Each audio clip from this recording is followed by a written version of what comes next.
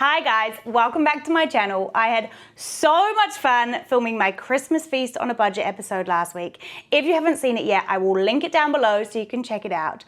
But I decided, let's do another one. We know that Christmas can be a really expensive time of year, and putting on a big feast for your family can become a huge financial burden. But I'm here to show you that you can still have an epic feast at Christmas on a budget. I am sick of seeing budget-friendly recipes that require you to have a pantry full of staples, or to go and bulk buy loads of ingredients, or to have a flourishing garden that you can just grab things out of whenever you need them. No, this is a feast for under $100. Every single ingredient that you need, right down to the salt, the oil, the flour, you can buy from Woolworths for $99.27.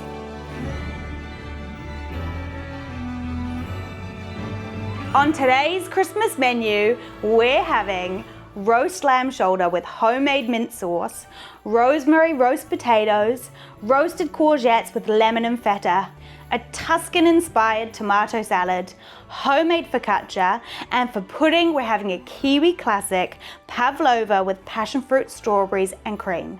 It's gonna be absolutely epic. Let's go.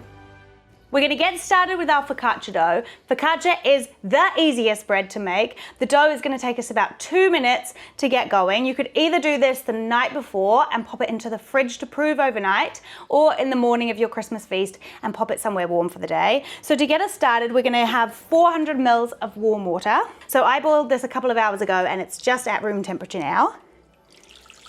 Then into here, we're gonna add a teaspoon of sugar. So I bought a bag of icing sugar for all of our recipes today, but you could use any sugar. Whoop.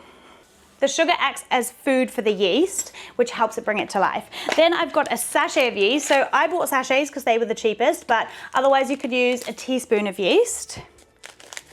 And we're just gonna sprinkle it on top of the warm water. It's important that your water is nice and warm to help bring the yeast to life, but not too hot that it's gonna burn and kill the yeast. Into here, we're gonna add a really good sprinkle of salt, so about a teaspoon of salt, and then 500 grams of plain flour. Perfect. Right, we're just gonna mix this together with a fork. And this dough is a really wet dough, so it should look super sticky. Okay, flour is incorporated. Next, we're gonna add a really good glug of olive oil. So for this, I just bought a small bottle of Australian extra virgin olive oil. We want a really nice oil to go on lots of our things, so that was a must for me. So I'm gonna do a really good glug around the outside, probably about 2 tablespoons worth. Now we're gonna get our hands in, so dab your fingers in some of that oil to start with, rub it on your fingers, and then you just kind of wanna fold the oil in. So we're not kneading, we're basically just gonna kind of fold it until the oil is just incorporated. As I said, it is really sticky dough, so having the oil on your fingers and just kind of using the tips of your fingers helps it not get super stuck. Right, if you can, if it's not too sticky and warm, we're gonna pick it up and kind of just quickly tuck the bottom underneath, but it will be quite sticky at this stage. Pop it back in there, go and wash your hands. Then we're gonna glad wrap this nice and tightly. We don't want any air to be able to get in. Then we're gonna pop this somewhere really nice and warm for about 1 to 2 hours until it's really lovely and risen. You'll see it's lovely and bubbly on the top. It's pavlova time. Now our pavlova needs a nice low, slow cook time. So ideally you do this on the morning of your feast, but just make sure you've given yourself enough time that the oven can be nice and low to cook the pavlova before we whack it up later for the lamb. So 110 degrees Celsius on fan bake. If your oven runs hot, go lower, so put it to about 100 degrees. If you've ever had trouble making a pavlova or whipping up your egg whites before and them not whipping, I'm going to show you a little hack. So if there is any grease in your bowl at all from, say, some butter or an egg yolk, then your egg whites aren't going to whip up. And because we use our stand mixers and mixing bowls for lots of cakes and things, often there can be a little residue. So what you can do to get rid of it is use a little bit of lemon, or you could also use some white vinegar. I'm just going to use a little segment like this, and you basically just run it all around the bowl. My grandma taught me this.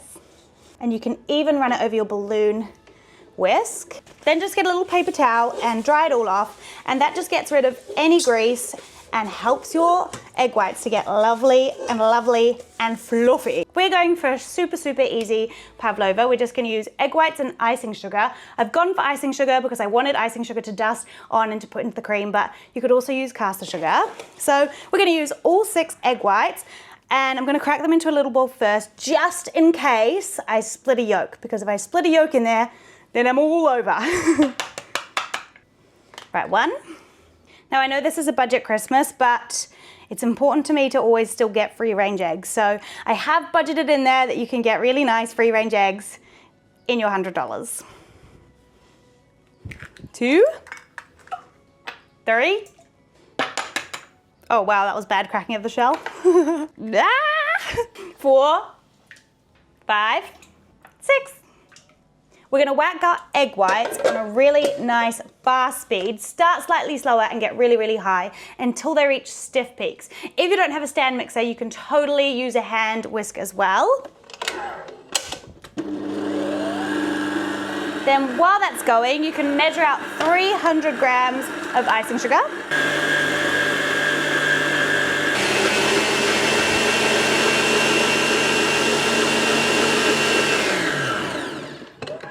Alrighty, my egg whites are at stiff peaks. They actually might be a tiny little bit too far, but how do you know if they're at stiff peaks? So if you can grab a bit, flip it upside down and it stays up tall by itself, then you know it's ready.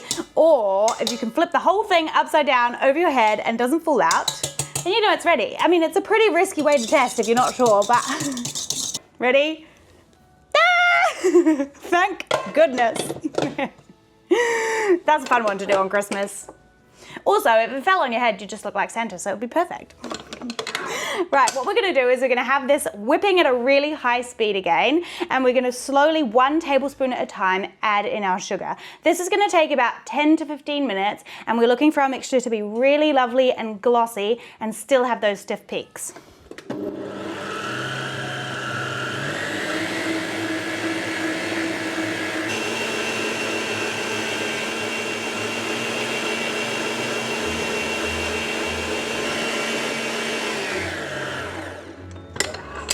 You might just need to give it a little scrape down every so often just to catch any sugar that's flinged up around the edges. Beautiful!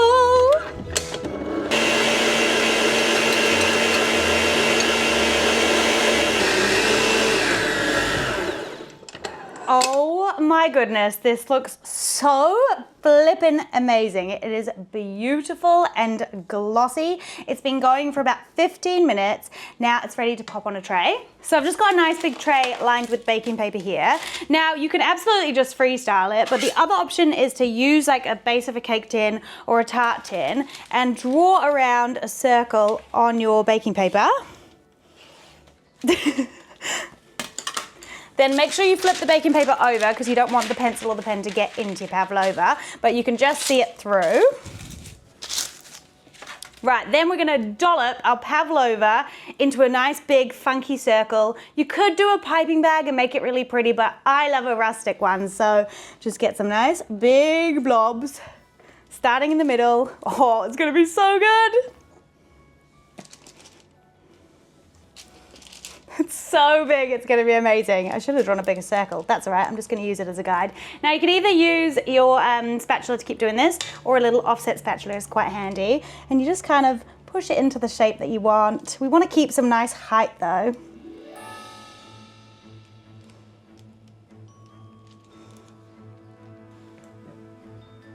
The cool thing about pavlova is you can make it as neat or as rustic as you like. I'm going for a bit of a rusticy one. This looks so good. This is gonna go into the oven for at least an hour, maybe up to an hour and a half. So you wanna be able to touch the sides and it's got a really nice crunchy shell around the outside. Then if you've got time, when you turn off the oven, leave the pavlova in the oven as long as you can. So ideally until the oven is cooled down, but if you've only got half an hour to an hour, that's fine too. Pavlova's in the oven. We've got no jobs to do right now, so go have a rest, go enjoy your Christmas, do whatever. My focaccia dough has been proving for 2 hours. It is so bubbly and wobbly. I just love focaccia dough.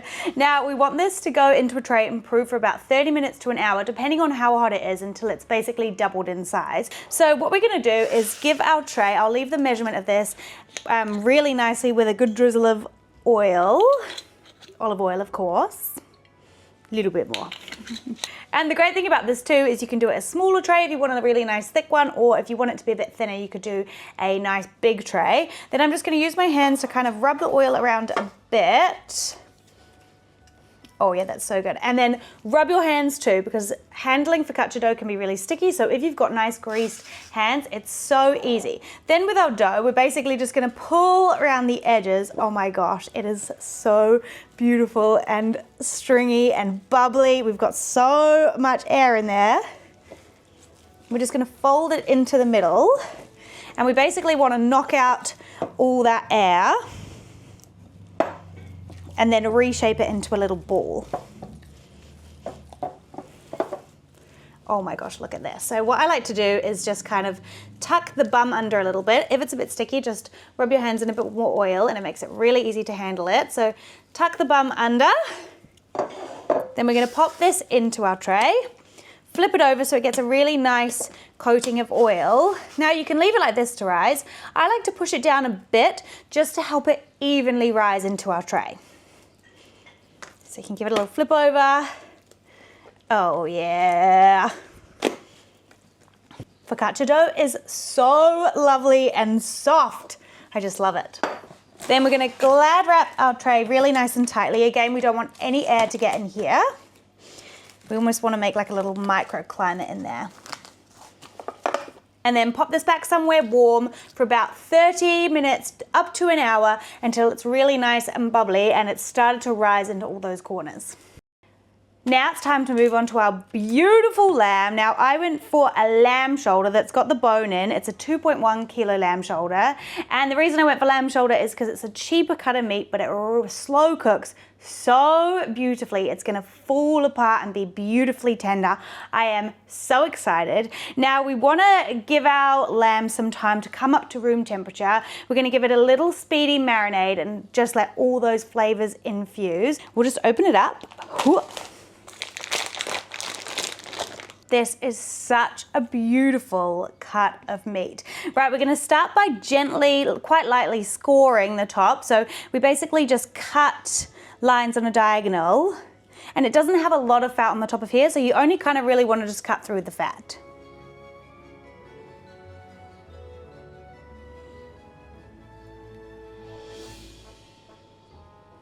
Then we'll just go the other way as well.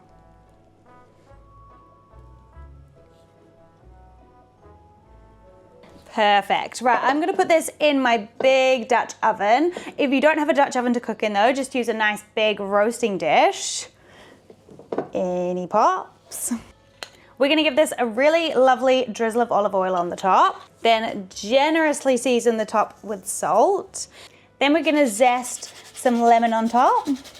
So just really lightly, we only just wanna get the very outside. We don't wanna get any of that white pith. Now we're gonna add some rosemary. Now because we were on a budget, I went for already dried rosemary, but if you had some rosemary growing in your garden, you could chop that up finely and add it in. Or if there's some rosemary growing in your community, often you can find it outside libraries and things, you could snip off a little bit for your Christmas dinner. So we'll just give a good pinch on top. We probably wanna go for about a full teaspoon at least. And we're gonna add some garlic. I've got a really nice big clove, so I'm just gonna use one, but you might add 2 or 3 if you'd like.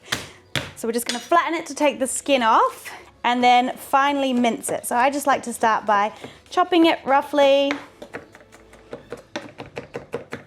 Then use the side of the knife to press down and just mince it. Then once it's nice and fine, we're just gonna add it onto the top of our lamb. And we're gonna rub all of this into the skin of our lamb. And we're gonna focus mostly on the top of the meat, but you can totally get some of that lovely flavor down the sides as well.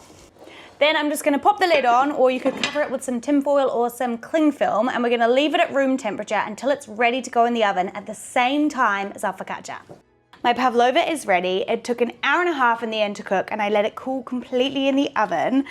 It's got a lovely crunchy outside. It has had a little bit of crackage, but don't worry, we're going to cover that up with cream. But it means I can see we've got a really lovely soft chewy inside, which I'm so excited about. Now ideally you want to pop this into an airtight container until just before you're about to serve it, and that's when we'll top it with cream. I don't have a container that's going to fit this, so I'm going to try and pop it somewhere really cool, out of the humidity, which is impossible in New Zealand, out of the heat. So basically a nice cool dry spot is ideal to keep this until just before you're ready to serve it, when we'll decorate it with cream and fruit, and it's going to be delicious. And I've whacked my oven up to 220 degrees now. We're going to get our lamb and our focaccia in soon. Okay, time to get this beautiful focaccia into the oven. It is so wobbly and risen. It's gonna be beautiful. So the first thing we're gonna do, drizzle another little bit of olive oil on top. This is why I made sure that we had really nice olive oil for this whole thing, because it's delicious and we're making a really olive oily bread. Right, so I've done quite a big drizzle here. Then what I'm gonna do is dab my fingers into the oil. Then I'm gonna push my fingers right down to the bottom of the tin, all the way down. Oh my gosh, look at that, the dough. And the point of this is to kind of press the dough into all the corners and get that lovely oil down into the dough. Oh my gosh, it looks stunning. Then I'm gonna use a bench scraper, but you could also use a knife. We're gonna cut down the edges of the dough. So you might just like to get a little bit of that oil on it first and rub it around just so it doesn't stick. And we're gonna just cut down around the edges, and that just helps to get the oil down the outside, and it's gonna stop your dough from sticking to the sides. Perfect. Now, you could absolutely jazz this up with some herbs. You could add some of our rosemary if you liked. You could add some flaky sea salt. That will be absolutely delicious, but I'm gonna leave it just like this. I'm gonna pop this into the bottom of the oven for 20 to 25 minutes until it's really lovely and crusty and golden. Then we're gonna add our lamb in at the same time too. We're gonna have the lid off, and I'm gonna put this at the top of the oven, well, in the middle, near the top, and we're gonna put that in for the same amount of time and let that skin get really nice and crispy. Oh my flippin' gosh, I wish you could smell my house right now. The garlic, the lemon coming off this lamb is absolutely insane. Our focaccia looks beautiful. It's lovely and golden, and it's got a beautiful crunch on the outside. Right, we're gonna take our focaccia and just leave it to cool down completely in the tin. It makes it much easier to get it out of the tin. I have found out if you let it cool completely in the tin. Our lamb, we're gonna pop the lid on this now. If you don't have a tray or pot with a lid, just put 2 layers of tin foil around it and tuck it in nice and tightly around the edges. And this is gonna go back into the oven for about 2 to 2.5 hours until that meat is really tender and just pulling apart. And I'm gonna drop the oven down to around 170, 180 degrees for that 2 hours. Now our lamb's in the oven. We've got a big chunk of time that we can either go and enjoy our day. You could either get all your veg prepped now or come back about 30 minutes before we're gonna check our lamb, and we'll get our veg ready then. So leave this to cool, go and enjoy your day. We'll see you in about an hour and a half to 2 hours. My lamb has been slow cooking for about an hour and 45 minutes. I just had a little check. It looks incredible. We're gonna leave it another 20 to 30 minutes with the lid on while we get some veg prepped. So what we're gonna start with is our courgettes. I went for the Odd Bunch courgettes because they are so much cheaper, and we don't care that they're a little bit funky like me. These look like brilliant courgettes. This one is awesome. So what we're gonna do with the courgettes and the onion to make our like lovely roasted courgettes is we're gonna put them in the juices from the lamb. So kind of put them around the lamb when we take the lid off and cook it for another 30 minutes. So I'm just gonna cut them really chunkily. You can kind of cut them however you like. I quite like rustic, like all of them different size looking ones, and then when it comes to it, I'm not very good at actually doing that. I absolutely love courgettes. They're one of my favorite vegetable, especially to go with lamb and with the feta. It's gonna be so good. Right, courgette's done. Now let's move on to the red onion. I actually have this huge red onion. So they originally sent me a teeny tiny one in the order, but it was a bit moldy, so I just swapped it with one I have in the fridge. So hopefully if you do an online order, they send you a good one. So you can kind of cut the onion however you like. So I'm gonna cut my red onion in half like this, and then I'm just gonna kind of cut, they might fall apart a little bit, but chunks like this, try and keep them together. I'm just gonna pop them on the top for now.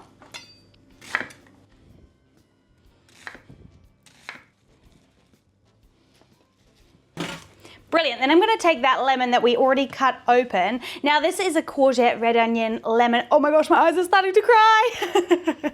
Move away. Salad with a lovely feta. Now what we can do is just squeeze the juice on at the end, but what I'm gonna do is cut some little slices that we're gonna roast as well with the veg, and they're gonna add such a lovely flavor. Right, we'll pop them in there and they're just ready to go in. So when we take out the lamb, we'll just throw all this veg around the outside when we put it back in with the lid off. Let's move on to our potatoes. Of course we're doing potatoes in this one. It is Christmas. Now the best potatoes in my opinion are agria potatoes. So they're often the ones that are covered in mud at the supermarket. If you were gonna leave the skins on, then make sure you give them a really good scrub and wash. But because we're gonna peel them, I'm just gonna peel them as they are. The reason these potatoes are so much better is because they're really lovely and floury, which means they're gonna get super fluffy on the inside and really, really crispy on the outside. Perfect, right, just give them a little rinse now just to wash off any of that excess dirt. You want to cut your potatoes into fairly big chunks. So these smaller ones I'm going to cut into 4, but the bigger ones I might cut into 8. And then I'm going to put them in a pot of cold water that we're going to really, really generously salt.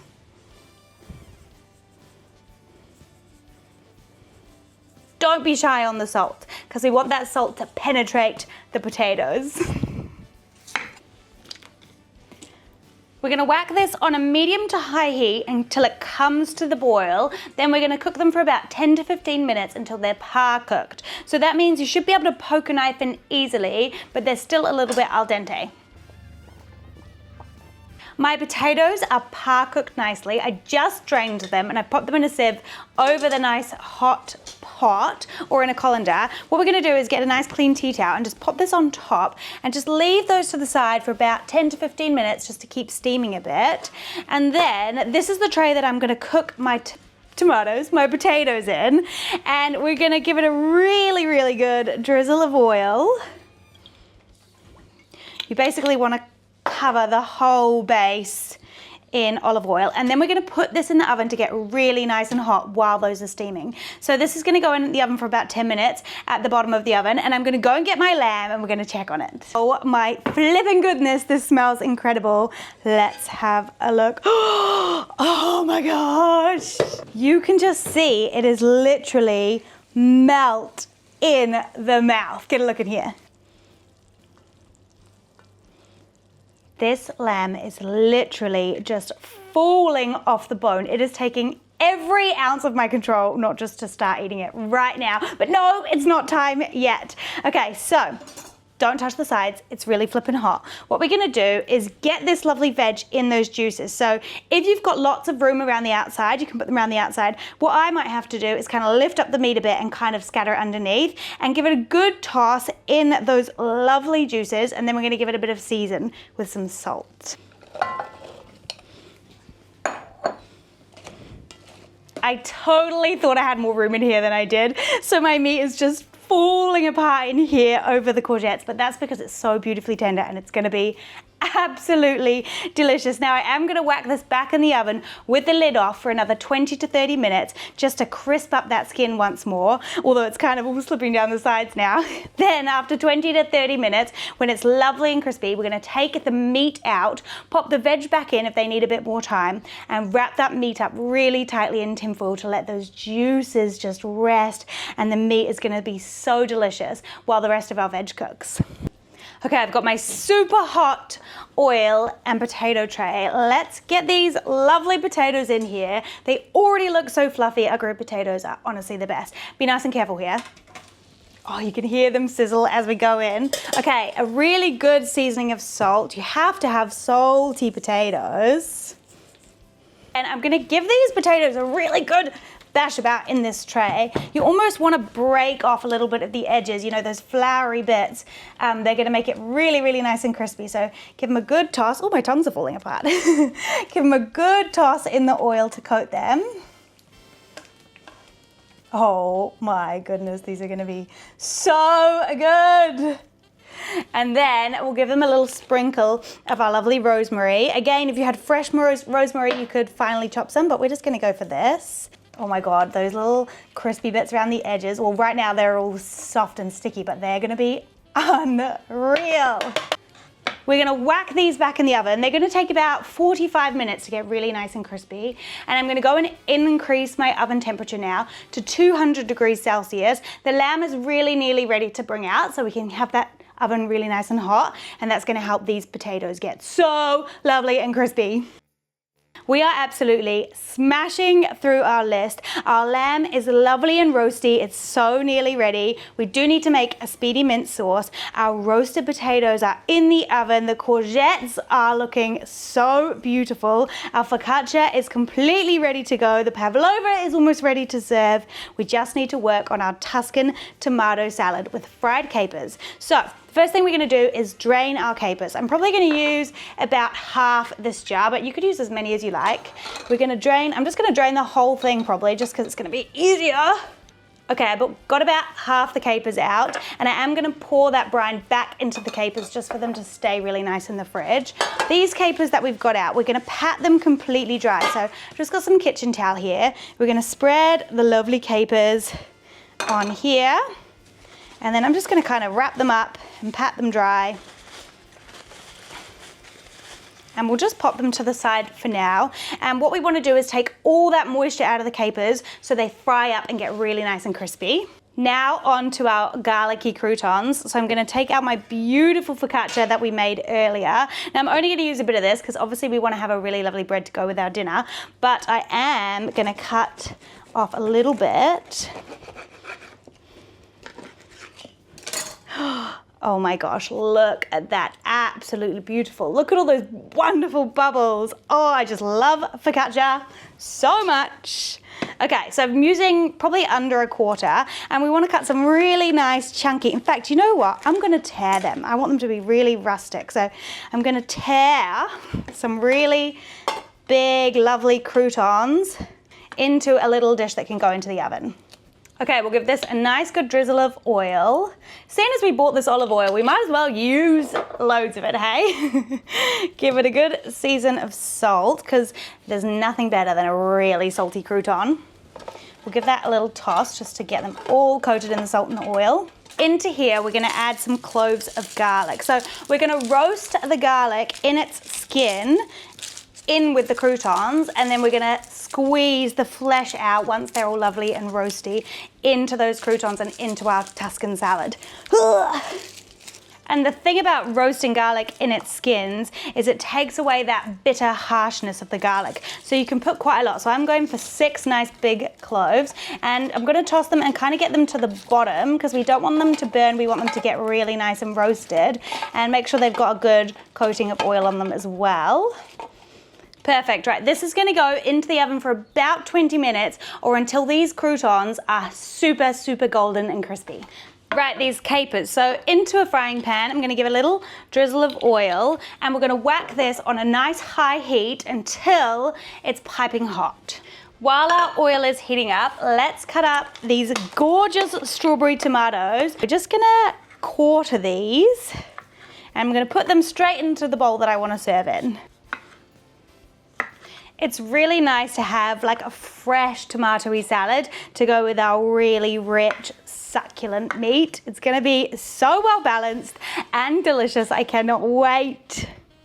Perfect, we're gonna give it a good sprinkling of salt. I like to season and dress my tomatoes a bit before I put them on the table, which just allows them to kind of soak in that marinade. We're gonna go the juice of half a lemon. So this is the one that we zested for the lamb.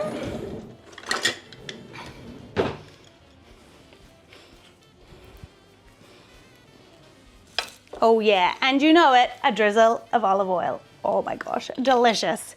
Right, let's give them a little whoop. and I'm actually gonna pop this into the fridge to let them marinate. Right, this oil is piping hot, ready for our little capers. So we're just gonna get our little capers out of the paper towel. Oh yeah, give them a good toss and whack this back on the heat for about 2 to 3 minutes until they're really lovely and crispy. These little fried capers are such a great little hack to add loads of lovely flavor into your salad. And so cheap, it's amazing. Right, I'm just gonna pop them on a little plate here to cool down, and we'll set them aside until we're ready to dress. Now I think it's time we get that lamb out the oven.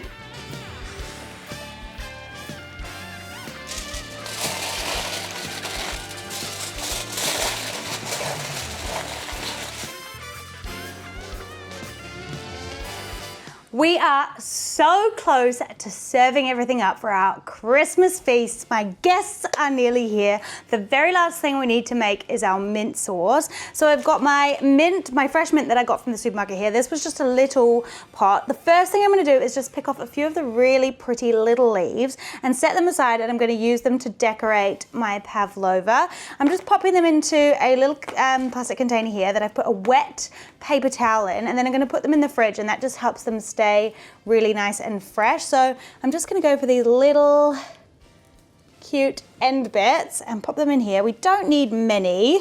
And then these can go in the fridge until we decorate the pavlova. Then we're just going to take all the rest of the leaves. So we're going to really finely chop this. So I just like to scrunch it all up into a little ball, run my knife through it, and then mash it all up with my knife. That's looking pretty good. Right, I'm gonna whack this into a tiny little bowl here. Oh, and most of it on the side.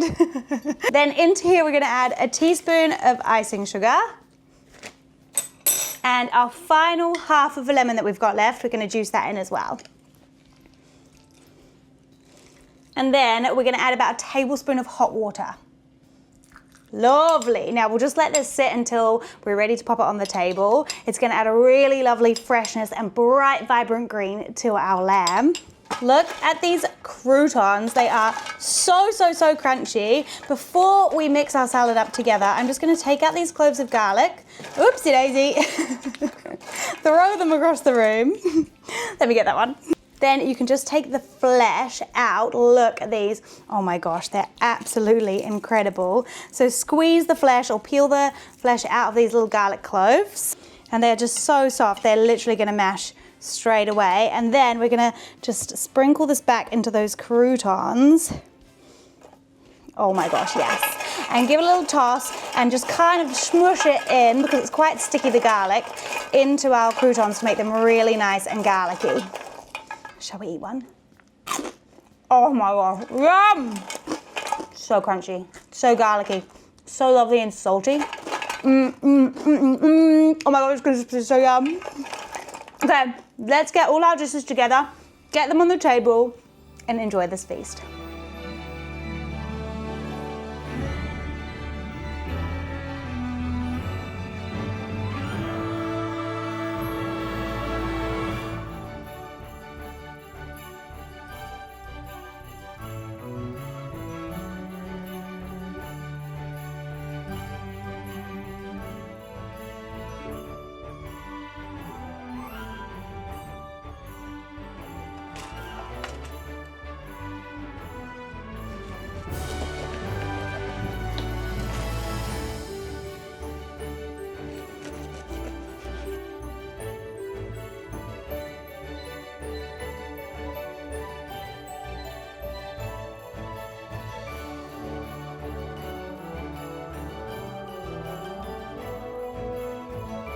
Hang on, wait, before everyone else gets it, let's just dunk it in the mint sauce.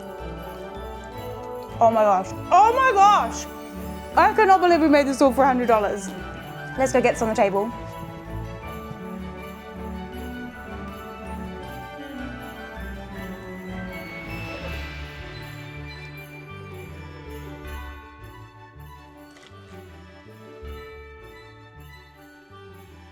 The feast was an absolute success. Everyone loved it. Everyone's super full. The crowd favorite was the Tuscan tomatoes. Those crispy croutons were absolutely insane. I'm pretty sure I ate almost the whole bowl just for myself. Now it's time for dessert. Our pavlova is ready. It's managed to hold together in this humid, summery weather. It's funny that New Zealand, we have pavlova for dessert when it's literally so muggy, and pavlovas don't like muggy weather. Anyway, time to whip some cream. I'm going to use all of this cream because we bought it for this recipe, so why not? This is 300 mils of cream. I'm going to whack it in a nice big bowl. Then we're going to add in a tablespoon of icing sugar. And you could absolutely use a hand whisk to do this, but I always whip cream by hand because it's way easier to control, and then you're not going to over whip your cream and turn it to butter, because that would be a disaster.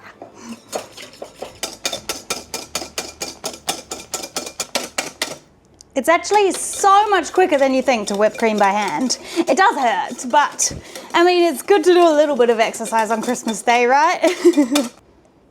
Perfect. I like to whip mine just before stiff peaks, so soft peaks, and it looks absolutely lovely. Let's cut up these gorgeous strawberries. I'm so happy it's strawberry season at the moment. I think I'm just going to keep them quite big and chunky and cut them into quarters. Oh, I love strawberries.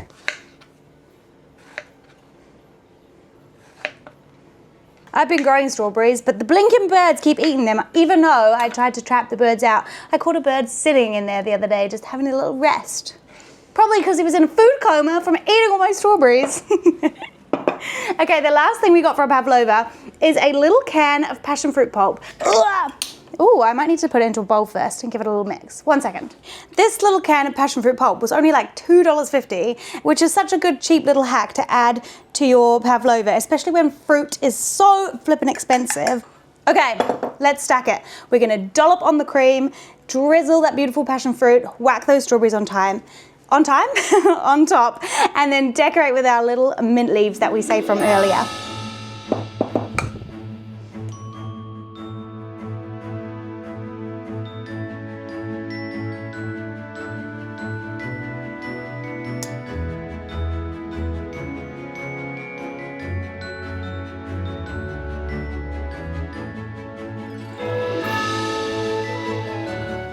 And for the final finishing touch, let's do a little tiny dusting of icing sugar. I'm literally just gonna shove my mini sieve into the bag. You kind of push it in, collect a little bit, and then we'll gently dust it over the top. Oh, okay, big chunk over there. Oh no. It's like a snowstorm. I think it's time we cut a slice. I'm so excited. Oh, did you hear that crunch? Oh yeah, I'm so excited. Oh my gosh, that is so flippin' delicious. It's so crunchy on the outside, so light and soft and sweet in the middle, but the passion fruit just cuts through it, and the freshness of the cream and the strawberries. Honestly, this is a banging Christmas feast. I cannot believe we made this all for under $100. Honestly, I'm really impressed. I really hope you have a go at doing this. Let me know if you do your own budget Christmas. I can't wait to hear how it goes. Good luck, happy Christmas, see you soon. This is so flippin' yum. I wasn't much of a pavlova gal before, but I'm converted.